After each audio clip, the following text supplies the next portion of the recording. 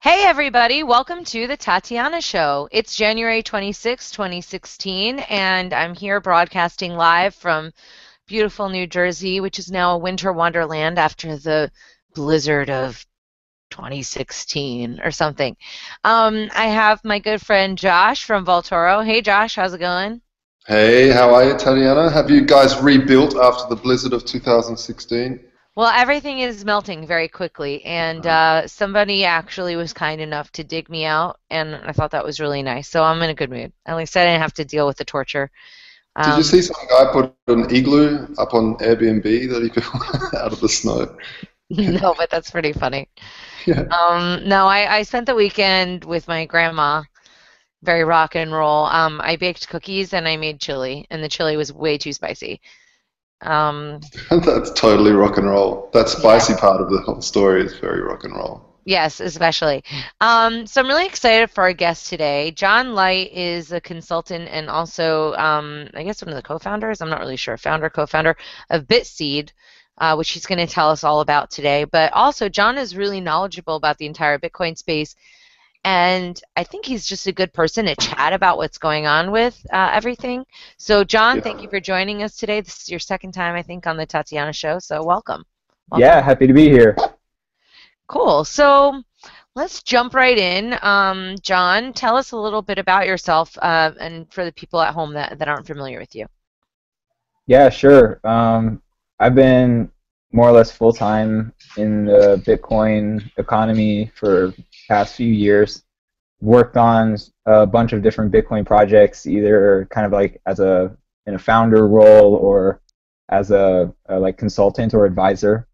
And most recently, I co-founded a company called Bitseed with Jay Feldis, Mike Doty, and Con Danley. And Bitseed makes Bitcoin full node that people can just plug into their wall, plug into the internet, and it automatically spins up a Bitcoin full node as long as they have the right kind of router and it does like automatic port forwarding and stuff like that to do the full node. Otherwise, Oh, it'll really? just Automatically port forwards. That's nice. yeah, as long as your router supports the UPnP protocol, and most new routers do. Bitcoin has UPnP. We turn UPnP on by default and have a bunch of scripts that automatically deploy the full node. If UPnP isn't turned on or active on your router, then you need to manually forward the ports.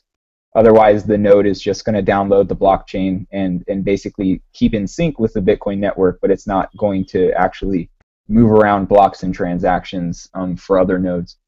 But yeah, that's what I've been spending a lot of time on recently. Okay, Great. so there's a lot of different Bitcoin podcasts out there, and most of them are made by people who have a technical knowledge. I do not, and I think that some of my audience doesn't. So can you explain a little bit more, as if I was, 5 years old, what that means, and why would I, as a person who's not technical, be interested in your Bitseed thing? Sure. So there are kind of like three different kinds of nodes in the Bitcoin network. Um, And what's a node? I mean, really, and like I'm five. Okay, there are three different kinds of computers that people are going to use to run Bitcoin software and participate in the Bitcoin network. And would you like me to explain how Bitcoin itself works, or because it kind Honestly, of kind of, yeah. relates to how Bitcoin works?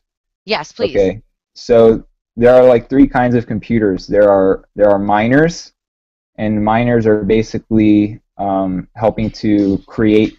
They create new bitcoins, and they also help to secure the blockchain against Sybil attacks. And Sybil attacks are basically attacks where you would set up a bunch of computers that pretend to be legitimate, nice computers in the network, but they're actually bad computers that are trying to hurt the network. And so miners are basically running really specialized kind of computers called ASICs that perform math problems essentially really fast.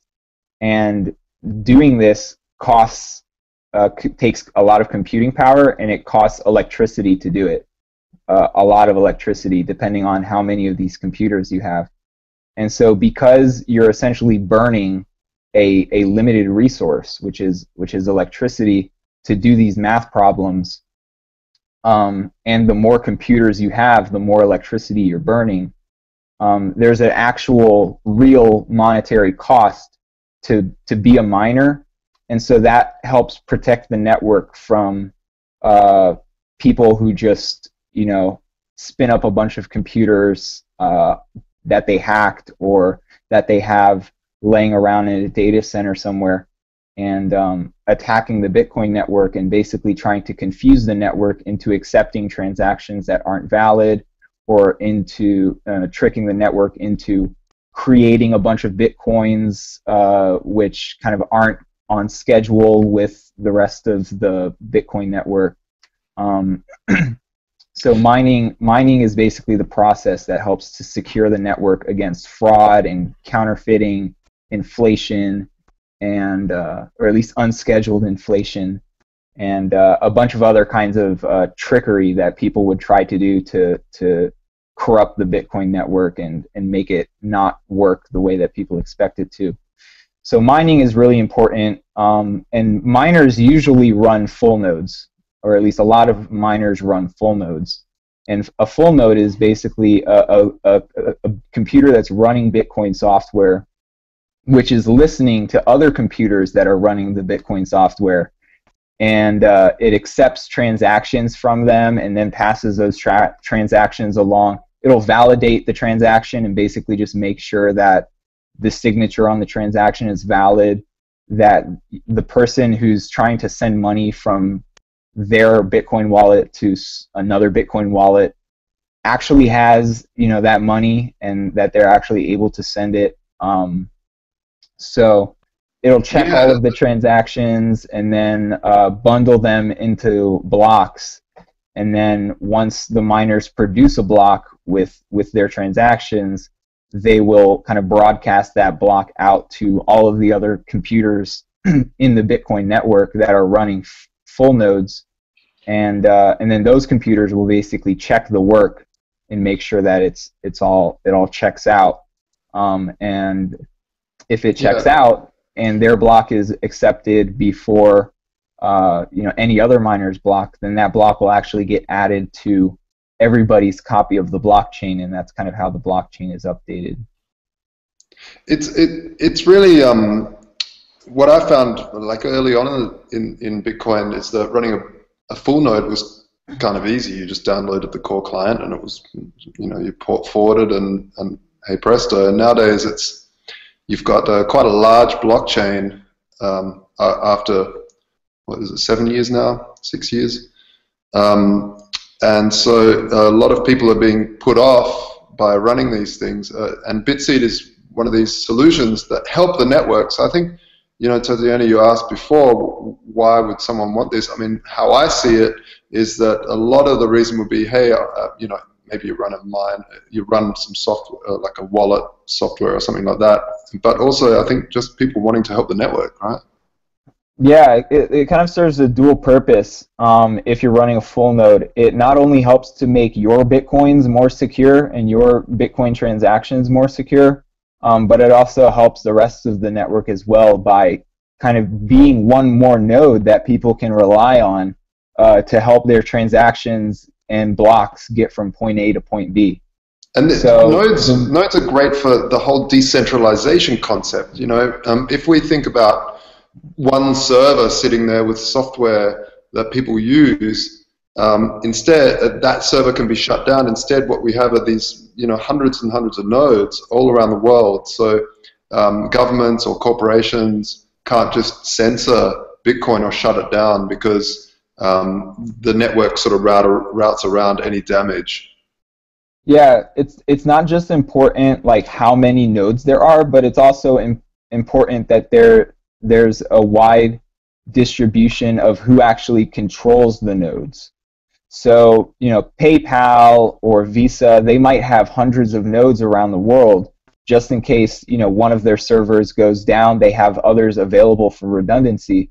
But PayPal or Visa controls all of those servers, and so they can, exercise just as much control over one of their servers as any of their other servers to block transactions or reverse transactions or freeze money or anything like that.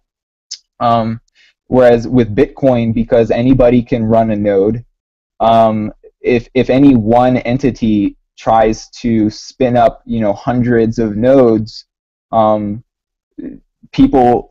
other people on the network who are just trying to use it for, casual use or business use, they might connect to a few of those nodes that are run by the same entity, but they're also likely to connect to a bunch of independently run nodes as well. And so if that one entity that's running like 100 nodes tries to block transactions or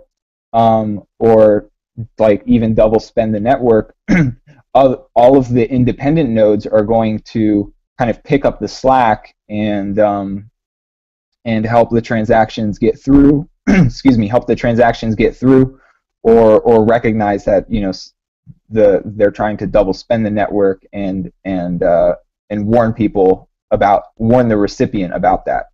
So having a large number of independently run nodes is actually like critically important to the Bitcoin network working properly. Otherwise, it just ends up like a Visa or PayPal kind of system. Okay, Yeah. so my question is wouldn't that require somebody to be, I guess, somewhat altruistic in terms of them wanting to do it, right? Because if I didn't have this conversation with you, I never in a billion years would have known that I'm supposed to do this, right? You're not supposed to, but go ahead. Well, let me finish. So maybe that this is a good thing to do. Also, there's a cost associated with it. So unless I'm a really nice person and I understand, like, okay, well, this will secure the network, this is for the good of us all, I wouldn't necessarily know to do that. So how would you, am I missing something there? No, those are all good points. The first part that I mentioned is actually I would consider the most important part, and it's why I actually am interested in Bitseed and why I got involved, is that it makes your own coins and your own transactions more secure when you're running your own full node. So and you don't necessarily need to run a full node where you're, because basically, to get back to what I actually started saying, there are three types of nodes. There are like miners, there are full nodes, and so miners are the ones who are actually burning a bunch of electricity to do these math problems and help to secure the blockchain. Full nodes basically move transactions and blocks around the network, so they listen on specific ports on the computer for Bitcoin transactions or blocks that are being sent to them by miners. And they will accept those transactions and blocks, validate it, and then pass those along to other nodes in the network to continue the validation and confirmation process.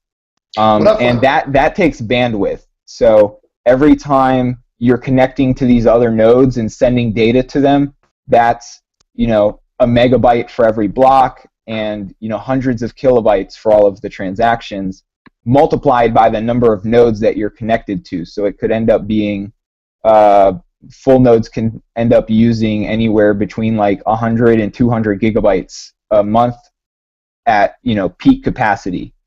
And so in that case, there is like resources being used not only on your computer to store the blockchain and the mempool, but also on your internet connection where you're using a bunch of bandwidth to do that.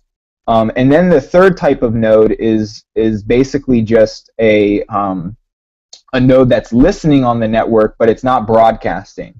So it'll listen for new transactions, specifically that are being sent to that wallet, and then also it'll listen for new blocks. And then once a block is confirmed, then it'll tell the wallet, hey, this block is confirmed, and if you have any transactions in this block, you can now be pretty sure that it's not going to be double spent. And so if you're only concerned about the security of your own transactions and your own Bitcoins, then you only need to run that third type of node.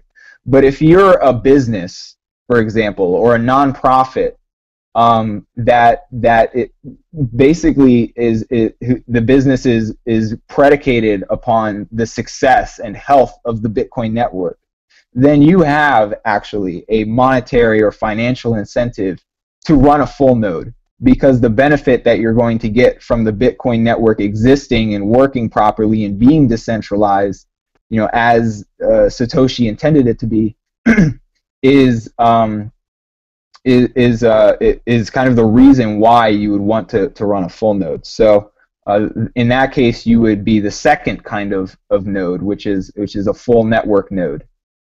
So if I just kind of make this like a really basic question, I have my little guy and it's making sure that my transactions are good, right? What if my little guy says, oh no, this is wrong? I mean, what am I going to do? Be like, excuse me, everybody, I'd like to send an email to everybody in Bitcoin and let you know that this is wrong. Like, how does that work? You know what I'm saying? Like, because if it's validating my transaction, if it's saying that there's something wrong with my transaction, then what happens? So I'm not understanding it correctly, but I think I am. Well, in what way would you say? So basically, if somebody tries to send you a transaction and say, for example, the signature is bad, then it's just not even going to be included into a block. A miner is not going to include that transaction in a block because they don't want to risk that block being rejected by the network due to the fact that there's a transaction with a faulty signature in the block. And so all of the nodes that are responsible for validating the signature on the transaction before it gets to the miner would probably catch that and then just drop the transaction. But if by chance the person sending it is able to send that malformed transaction directly to the miner is just going to reject it. And it's not even going to get into a block, and then your wallet software might show you that you have an incoming transaction, but it's never going to get confirmed. And if your wallet is doing the signature verifications properly, and it will if you're running, the stock normal Bitcoin client that you can get from Bitcoin.org. It's not even going to show you that you have an incoming transaction. So there are basically mathematical checks that are happening in the background of the wallet to ensure that there's first off, a good signature on the transaction, that the person who's trying to send the Bitcoins to you actually can send you those Bitcoins, and then finally, the wallet will tell you when the transaction is actually confirmed and added to the blockchain. And once it's confirmed and added to the blockchain, the odds of that transaction being undone are very low, and the odds get lower the more blocks are added onto that transaction. And the wallet interface will show you how many confirmations and how many blocks have been added to the blockchain since that transaction, so you'll be able to visually see like the security of your coins going up over time. Okay. I still don't really understand what you're talking about, but whatever. I'll fake it for now. Okay, so how long have you guys been doing this? What don't you understand? Because I think it's really important that I think that my eyeballs glaze over after a certain point with this stuff. And that's just me. And in fact, like to the point where I start thinking about it and then my mind starts wandering and I'm like, Bitcoin is fucked. That's what I come up with. The thing is that ideally you have a wallet software that abstracts a lot of that information out of the user interface and basically just shows you like a check mark or something like that when your Bitcoins are good, and then shows you nothing before that. So I mean, this is the whole thing of user versus technician, right? I mean, nobody, if I was to ask someone how PayPal works or Visa, how the Visa network works, no one knows, but everyone uses it. Yeah. And so, Yeah, like your user interface when you use Visa is like a check bot, like a yes or a no at the cash register to accept the transaction, and then either a pass or fail if the transaction goes through or not. yeah, Bitcoin should essentially be the same thing. When you receive Bitcoins, you shouldn't receive anything in the user interface until there's a confirmation, and then it should just be like the money's good, and yeah, that's it. And if you really care about the details, then you can dig into the user interface and figure it out.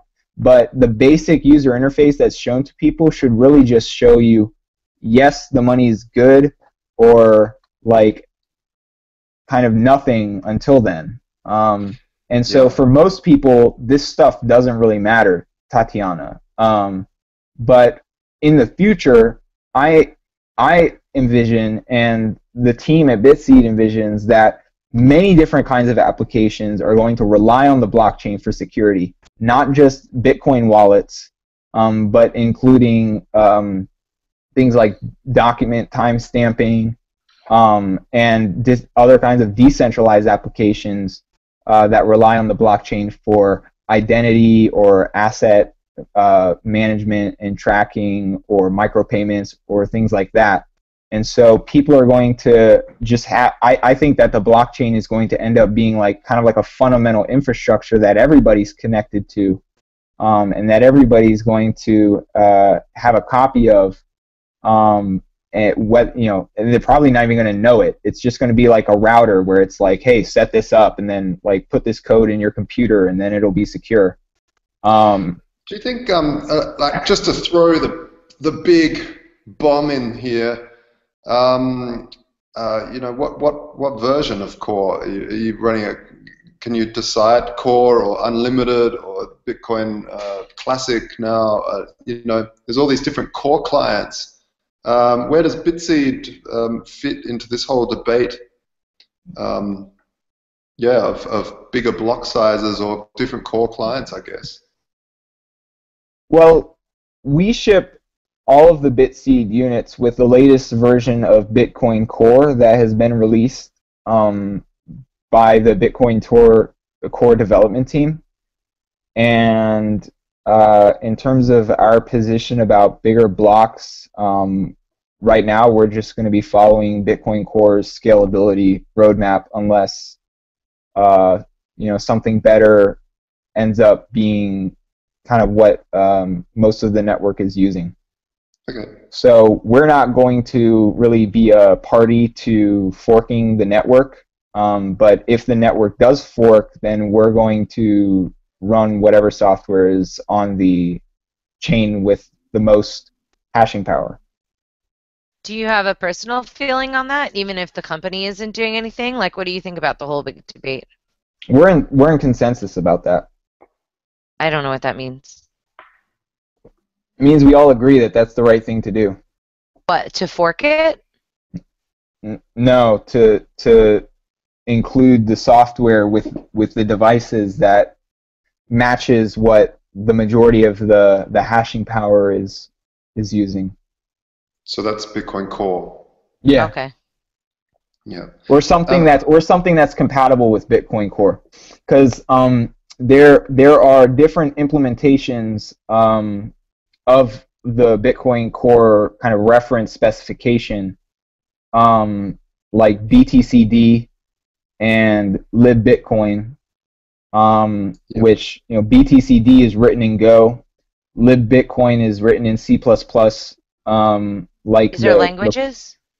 These are programming languages, and they're basically alternate implementations, but they implement the same spec as the reference client, so they're not falling out of consensus, and in a perfect world, they don't cause forks. Is libbitcoin still being developed on? I believe the team from Airbits kind of took over leading development of that particular implementation. Okay. But they're actively developing it. So what else are you working on? You wrote the book, Bitcoin Be Your Own Bank. For the people that don't know, it's an amazing spectrum of book. I haven't read it totally. But I've had friends who've said it's a really good read. So, and you were saying something about renewing that or writing a second edition. Right. So the first edition came out last year, about mid last year, and I'm working on the second edition right now. I'm going to be adding a chapter about a couple of different chapters and sections about like using the blockchain for identity and some advanced financial applications. So that's going to be pretty exciting. But it's basically going step by step through all of the ways that you can use Bitcoin to replace the different functions of a bank. Yes. So basically unbundling the bank with Bitcoin. The first chapter is about the blockchain or the ledger, which is kind of like the most important asset of a bank. And the blockchain is kind of that portion of a bank that can be replaced. I'm glad you're saying the blockchain. Yeah, and then the second chapter is about mining. So banks create money, and similarly, Bitcoin creates money. The difference is that Bitcoin's money isn't debt based; it's work based. And yeah, let's talk about that for a second, because I think it's a very, very interesting part of Bitcoin. For the folks that don't know, every dollar that you have in your pocket, somebody owes $1 to a bank. So if you have $50 in your pocket, somebody owes $50 to the bank with interest that doesn't exist. So you have this this constant clamoring to try and get this interest that doesn't exist. Whereas gold or something like that is, or Bitcoin, which is precious numbers, you find these precious numbers and you spend it into existence, and then it starts to rotate around the economy or move through the economy. And same with gold. You find gold in the ground and it starts moving around. It doesn't have intrinsic debt that it has to go back to with interest. So, and I think a lot of people forget about this when it comes to thinking about world poverty or massive global issues with monetary policy. And I really feel strongly that the core principle of money being based on debt really starts to skew the middle class and starts to really have this built-in debt class to it, almost like, I don't put it too strongly, but I guess debt slaves would be kind of, because once you're in this, the money that you've got is intrinsically debt, so you can never get, like a lot of people say, all these banks owe money to, they've got all this debt, and other banks got debt, and countries got debt, and this country's got debt, and every country's got debt, and you think, well, who are they indebted to? The fact is they're indebted to the whole system. The whole system, as soon as money's created, it's a debt. And so it's I think that's where Bitcoin is really, really interesting. Yeah, the fiat monetary system is a little bit like a game of musical chairs, where there's less chairs than there are people, and in this case, the chairs meaning dollars. So there's less dollars available in the system than are actually owed by people to banks. And so that means that, like you said, debt and interest are chasing a smaller amount of dollars, which, the math just doesn't really add up. I think I saw something somewhere that said, like, if everybody paid off their debts today, the whole system would just collapse, because then there wouldn't be any money. There'd be no money. Yeah. So that's interesting, but yeah. So like Bitcoin kind of creates money, but it's not creating money from debt. It's creating money from work that computers are doing to solve these complex math problems to secure the blockchain. And so that's like chapter 2 in the book, and then the third chapter is about sending and receiving and storing money, which banks do all of that. They help people send and receive and store money But you can also do that with Bitcoin without a bank on the blockchain. And then your money is secured by math and not necessarily by, people with guns. And then there's a chapter about crypto finance and crowdfunding on the blockchain using smart contracts, similar to what the Lighthouse application has implemented. There's a chapter about timestamping documents. So some banks offer notary services, and the blockchain can actually act as a notary service of sorts by timestamping when a specific document has existed. Definitely, I think there's a really good use case there of like patents, because governments have this this monopoly on patents. You have to basically show everything that you've invented to get a patent, and then anyone can sort of copy it and change it slightly. And I mean, I'm not the biggest fan of patents anyway, but what I think crediting an inventor is important. And what the blockchain could do, you could invent something, hash it, stick into the blockchain, and then later on go, hey, look, I invented this first. Here's the proof by showing the hash. And yeah, for those that don't know what a hash is, it's a magical number box that spits out a fingerprint of a document that's unique to that document. So you can prove that the document hasn't been changed by this little number that this box spits out. Yeah. So so I think that the patent system and intellectual property in general is less concerned with attribution than it is about securing a kind of artificial monopoly for the owner of the intellectual property. But so Bitcoin is more concerned about the attribution part than it is about the artificial monopoly part of intellectual property. And it's really good at that, because basically once somebody has put a hash of their file or document into the blockchain, just like a Bitcoin transaction, it becomes incredibly difficult to undo, if not impossible.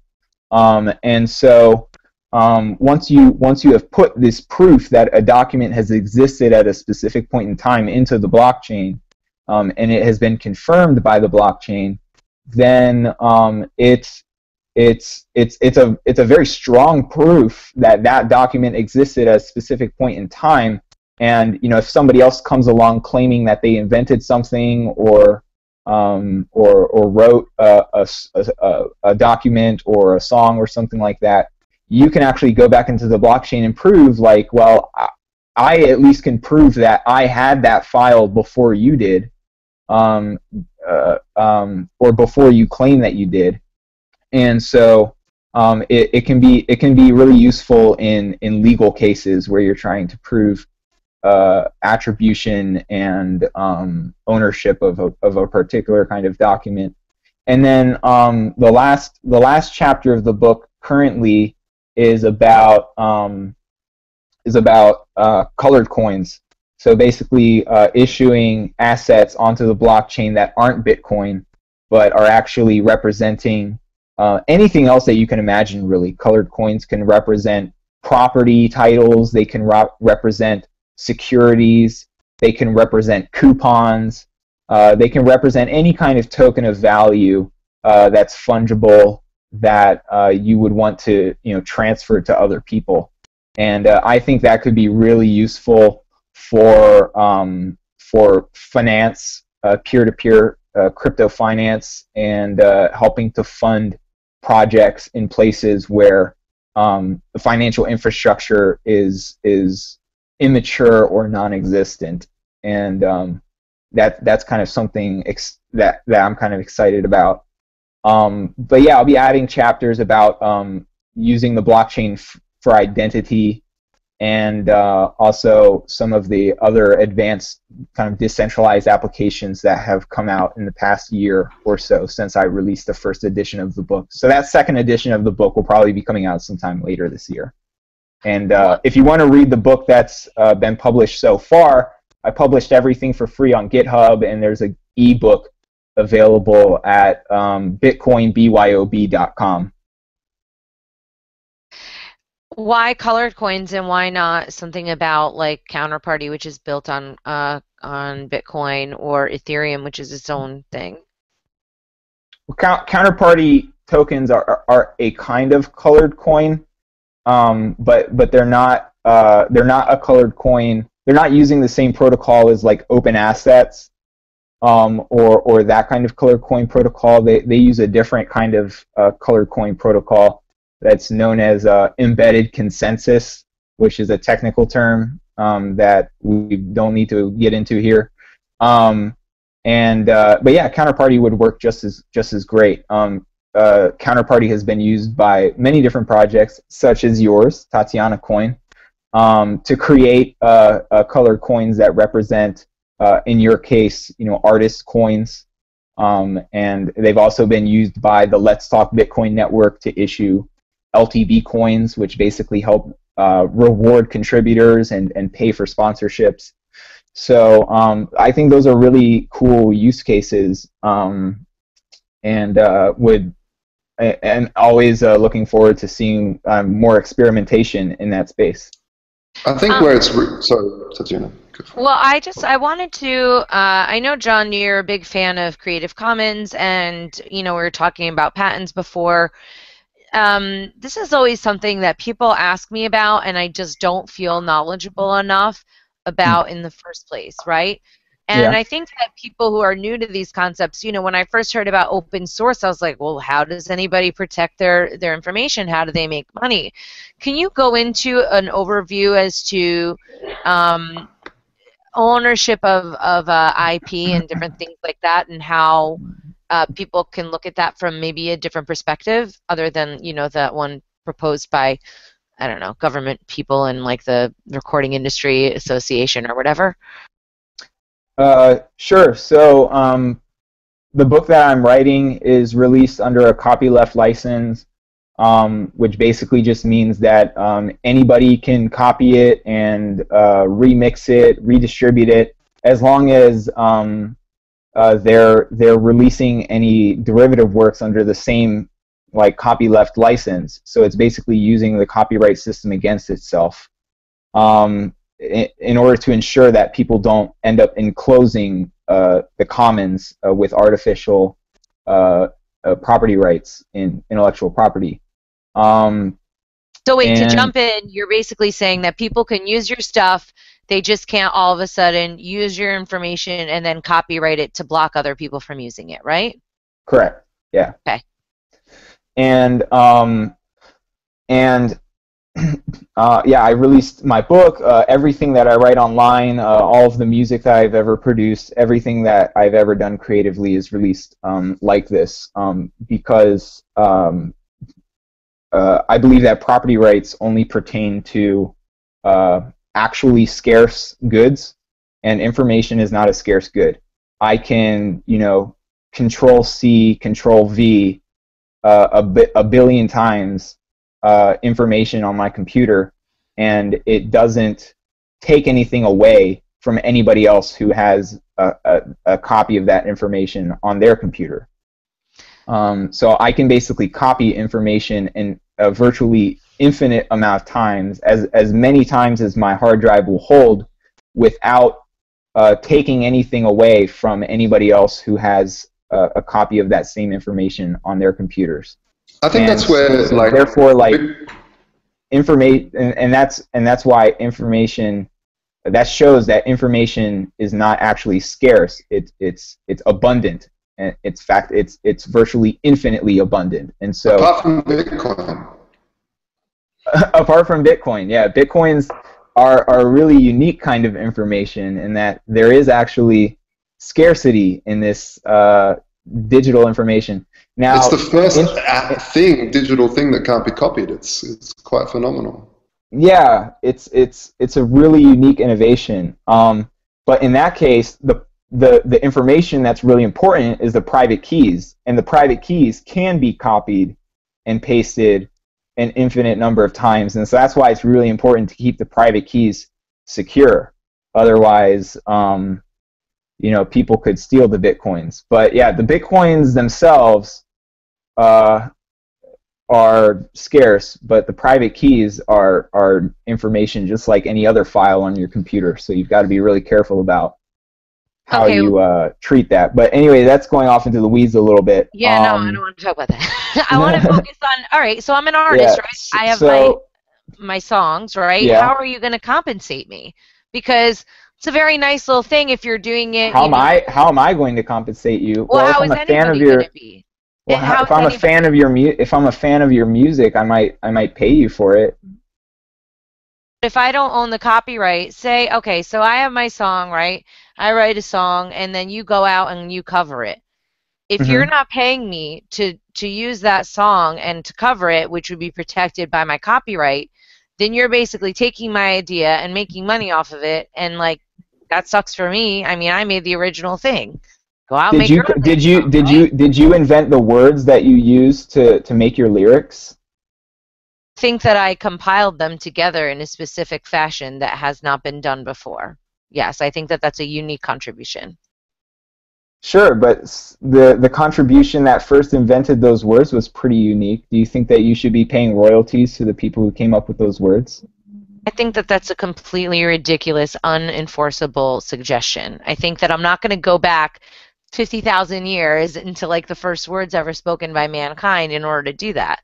So I think that when No, you we can use a assign, word that's come up relatively recently, like I don't know, Bitcoin. Bay or Bitcoin or but that's a word. That's not a word in cryptocurrency. a series in a cogent thought interacting with music and rhythm, like sound and rhythm. Those are three different components that are put The together in one. the point is that like information isn't scarce, and so to try to use to try to use a third party to threaten force against people who want to, you know, take information and reuse it, it's not moral. It's not justifiable. They're not taking anything from you that you don't already have. I No, guess what because they didn't write the song. I wrote the song, and I'm not even talking about the use of government force. I'm talking about Well, requiring people to. how do you think copyright is enforced?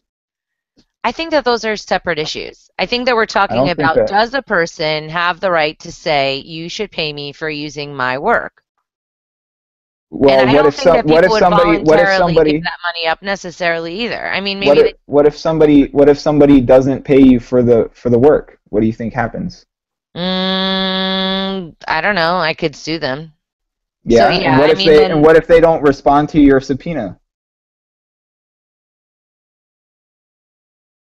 What I don't happens think. to them? I see where you're going with this. I just don't think that it ever goes that far down the line when you're talking about. Well, it would if you tried to sue Art. me, because I wouldn't respond. I would say fuck off, and I've had to do that. So you think it's okay to steal the work of other people even though they don't It's not feel that, stealing. but they believe that it's stealing. So where do you Well, I get don't off? really care what they believe. I don't really care what they believe. The fact I is that don't. I'm not taking anything that they don't already have. So what I guess it comes down to is that artists have to earn money through touring or something that can't be copied. I So think you're gonna have a really hard time getting artists to go along with this, and I'm on their team. This is already the reality. Most artists do not make money off of like if I wanted to get your music for free, I could. There's nothing stopping me from getting your music for free. Nothing whatsoever. Sure. And there's nothing stopping any of your fans from getting it for free either. The ones that give you money are doing so completely voluntarily of their own volition with the knowledge that they could get your music for free with virtually no barriers. And so basically every other artist in the world is also in this same position, at least musical artists. And so basically, maybe for the past 10 years or so, 10 or 15 years, every artist in the world is living in a world where they only make money from fans who kind of voluntarily give them money of their own volition with the complete knowledge that they could get the music for free easily somewhere else, and people who come to their shows and buy their merchandise, and of course all of the other ways that artists make money, like, you know, fashion sponsorships and stuff like that. And so, that's how artists and content creators in general are going to just have to get used to making money, because making money based on rent seeking and creating artificial scarcity in intellectual property rights just is not a winning proposition anymore. It's not the world we live in, and I you're was just going to talking have to get about. used to that.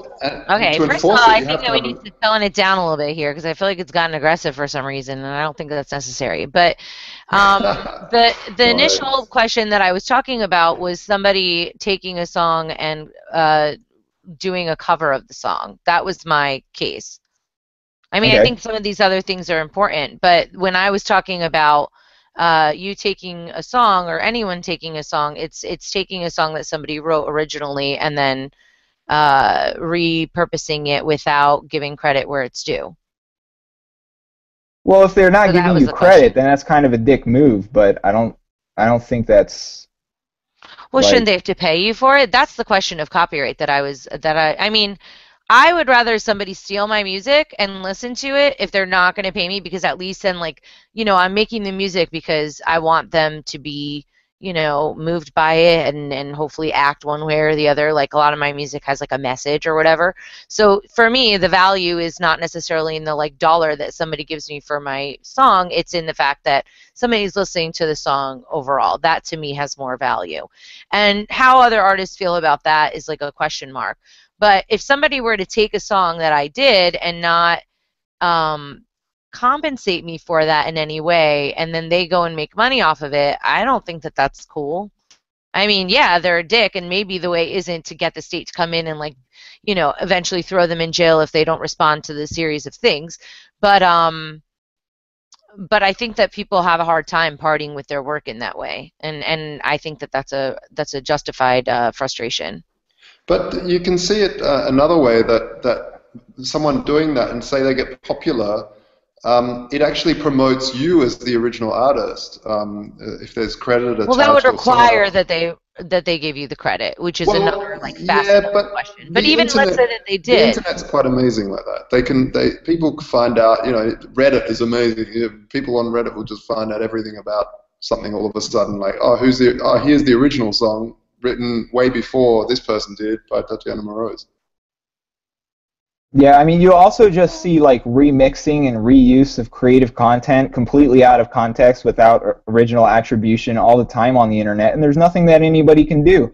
People create memes all the time that are completely unattributed, that get widely spread, millions of people see it, millions of people for, the second that they look at it, get a small little, smile on their face, and then life goes on. Like people experience joy and wonder and shock and horror from creative content created by people for free on the internet all the time, and it just works. Like it, Well, you're just that's the world we live in now. You can't expect to get paid like, or force people to pay you for things that you create on the internet. It's just Yeah. well, that's actually, not the they're way it they're coming works. up with some blockchain solutions to specifically block the ability to do so. Like I know of some projects and they're in various stages, and I don't know what I'm allowed to talk about, but I know that they're looking to, for example, like a big problem is okay, you want to make like a rap song, you use like an old James Brown song, like getting the ability to use that song is a pain in the ass, and then for the James Brown estate to be able to collect on that, that's like a real issue. So they are trying to solve that with the blockchain, and I'm not really weighing in on that one way or the other. Well, Um, that would work if you actually like care to participate in the whole IP system, but that's really a separate issue from whether like the IP system is legitimate, because the IP system basically creates scarcity where there's not actually scarcity, and so I would say that that's actually a disservice to humanity and kind of counter to the whole like history of how culture and information has disseminated, in all of the years previous to 1776, when the intellectual property system was added into law here in America. here in America. Why was it added into law as a response to what? Do you know? Well, in the Constitution, it says something about like encouraging people to create stuff or something. I don't know what you're I'm talking about. not going I thought to. we were talking about In like the Constitution, there's a clause that mandates that the government set up a system of intellectual property for patents and copyrights, and it says to like encourage creators to invent things or something like that. I don't remember I don't exactly think what that it there says. was Sorry, a, but but people must have been wanting some sort of a. I get the idea, especially like when it comes to tech stuff, how people want to use copyright and patenting as a way of preventing other people from innovating. And you'd think that like with music, you'd want that to be more of a shared thing, right? Because like music is generally done for like a different purpose than like science, and science is more business users. Music is like, oh, I want to help the world and do music. I don't know. I think the jury's still out on this. I need to hear some more compelling reasons either way. it's all just a monopoly based on artificial scarcity enforced by the government. That's all intellectual property is. Even if it's Trademarks, blockchain based, even if copyright, patents. Yeah, even if it's blockchain based, you're just putting those legal constraints onto assets that are on the blockchain. Well, It's you know what you I know could counter to the dairy issues that I brought up are solutions like a Tatiana coin, right? Because if an artist has their own economy, it's like, you know, you're cutting out the people that prevent you from reaching your fans, right? So artists have two main problems: money to actually make the art and to eat in the meantime while they're making the art, and finding people to connect with. And then you've got, you know, like your Facebooks and all your social media that make you pay in order to reach them, and there's all these kind of blockades. So if you can find the willing participants who want to give you the artist coin, I mean, who want to support you through the artist coin, which we're saying is sort of an extension of people voluntarily buying your music, right? Because they can download it for free. Maybe that's a way to kind of make it a little bit more of a tight, um, dependable function versus just being like, well, I hope someone listens to me and gives me some music, you know, like, I mean, gives you some money, like, because those are kind of, that's like a very unattractive lifestyle for a person that wants to live like not in the gutter. Um, but maybe the artist coin is like part of the solution for that. I don't know. I'm just kind of thinking out loud because I know that some people are definitely pushing for IP to be implemented through the blockchain and all these other things. But John, you brought up some good points about, you know, how do you enforce that? And at the end of the day, that is, you know, maybe you are breaking a law, and at the end of the day, the law is enforced by some guy with a badge and a gun. And even though that doesn't not happen, only that, not only that, it spawns this culture of surveillance throughout the web to make sure that you aren't breaking copyright, that you aren't, so people watch, oh, he's got this song or she's got this song that she didn't pay for, he didn't pay for. Actually, the Let's Talk Bitcoin network just had their YouTube channel shut down because a few videos on their channel used, you know, copyrighted songs without permission, supposedly. So just because there were a couple videos on their channel, the whole thing got shut down. So yeah, there are people watching all over the place on the internet, and they will shut you down. Just ask Kim.com. well, to speak to that, I was actually talking with Sean from Storage the other day, and we were talking about, you know, doing some stuff, whatever. And he was saying that, I'm like, well, why don't you, like, what do you guys do about people that put porn, like kitty porn or something? Everybody hates kitty porn except for like pedophiles. But you know, like you'd be hard pressed to find like a case for like, oh, well, kitty porn is great, right? But what he said was that there was a site that they already ran into this problem that that basically they were set up to be like a storage unit or whatever, and then they would block the kiddie porn sites, right? And so then what ended up happening was the movie people came in and they're like, well, if you have the technology to block kiddie porn, well, then you should block these movies from being illegal. I mean, from being on the sites too. And the judge was like, yeah, that seems like a good idea. So it was very interesting to see the slippery slope that even something that's well-intentioned that brings in the state and then brings in this kind of censorship all of a sudden ran, you know, all amok, and then all of a sudden you have this completely different thing than what you had intended to start out as.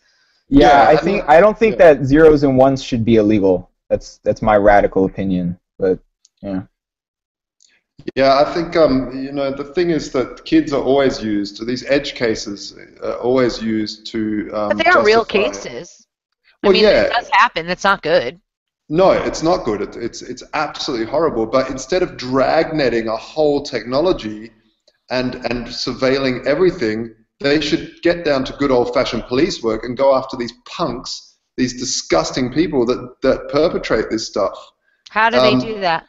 well, good old-fashioned police work, and that's something that is getting more and more distant as they go after just entire. For instance, the whole kiddie porn thing. They'll just, a lot of countries are putting in filters and stuff. And really, if someone wants this stuff, they'll find it on the deep web. They'll find it anywhere if they really want it. And I also think that the more we try to suppress or kind of not really suppress, but to sweep these kinds of crimes under the rug or hide them in a place where nobody will see them, the less likely they are to be solved, yeah, really. yeah, Because a lot of times crimes are only solved when you put a picture of the perpetrator on the news and somebody recognizes them and is able to turn them in.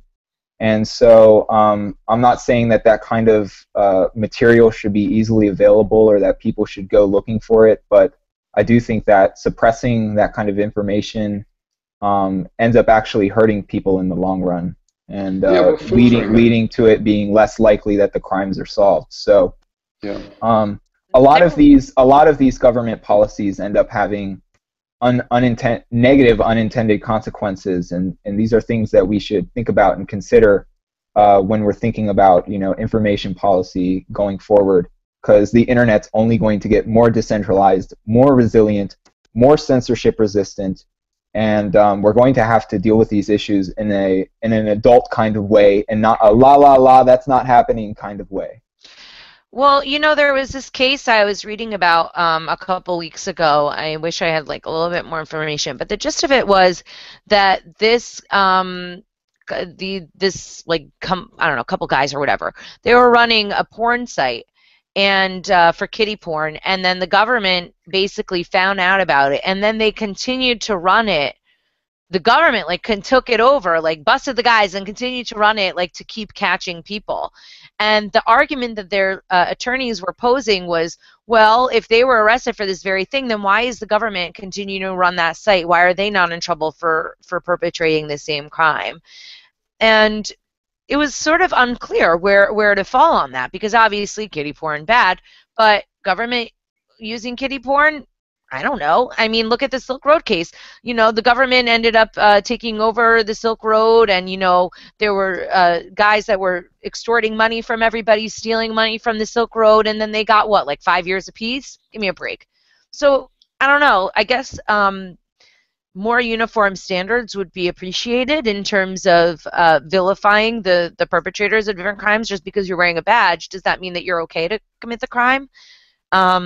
I don't know. It's a lot to kind of think about, and I'm not really sure where the solutions will lie.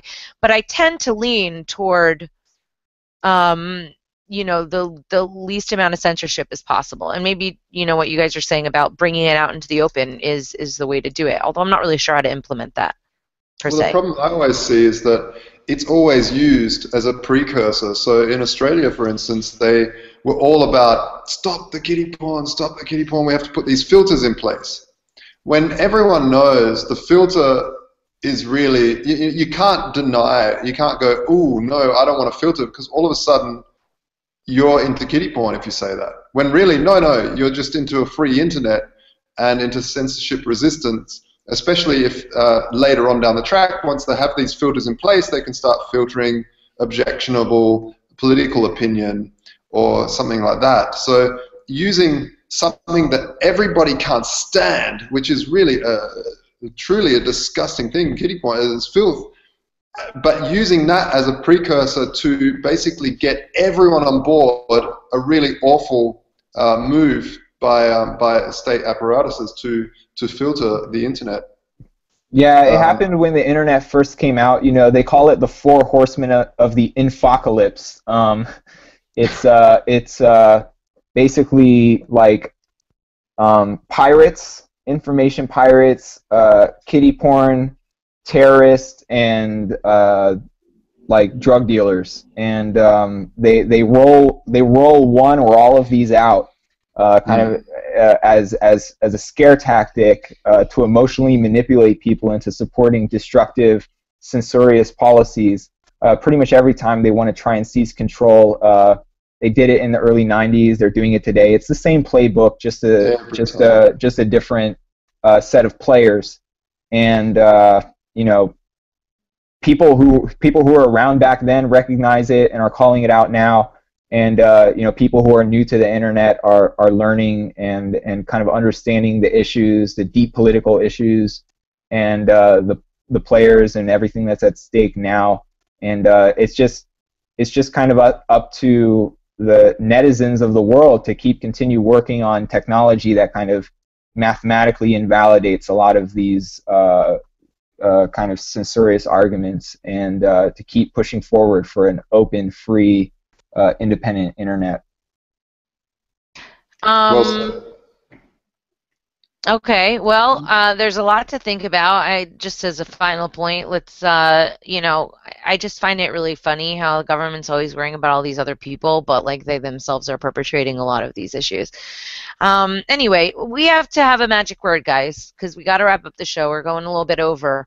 What's the magic word? John, I'm going to let you choose it. It could be a magic word or a phrase. Hope. Hope. I like that. Nice. That's lovely. Word. I like Word up. it. Magic word to All your right, mama. good. Well, one of the things we go on to talk to you about today was the surveillance economy. We didn't get a chance to talk about that, but I think that's a much larger issue that I'd like to delve in. So maybe, John, you can come on again real soon and we could talk a little bit more about that. Where can people buy the Bitseed now? That's what it's called, a Bitseed, or is it a Bitseed pod, Yeah, or just a Bitseed? Bitseed. Okay, awesome. So they go to bitseed.org, right? Yep, bitseed.org. Okay, and where can people hear more of what you're doing? Do you have like your own site, Twitter? Yeah, I have a website, lightco.in, lightco.in, and my Twitter handle is Litecoin, lightcoin. Awesome. Very cool. Thank you very much for being on with us, John. This is always cool. Josh, before we wrap it up, what do you have to say for yourself? Ah, we're very excited. We're just about to launch our language, Voltoro in different languages. So China and all this stuff is coming up. So it's very, very exciting. All right. Okay, cool. And you can go to Voltoro.com to check out the Bitcoin Gold Exchange that Josh is running over there. TatianaMoroz.com if y'all want to support my project. You can buy some Tatiana coin. You can, tell your friends and stuff. If you need any help with getting ads in the crypto space, cryptomediahub.com. And thanks, everybody. We'll see you next week. And peace out. Oh, and by the way, thanks to everybody at LTB and Liberty.me for putting this together. Have a great week. Take care. Bye. Ciao.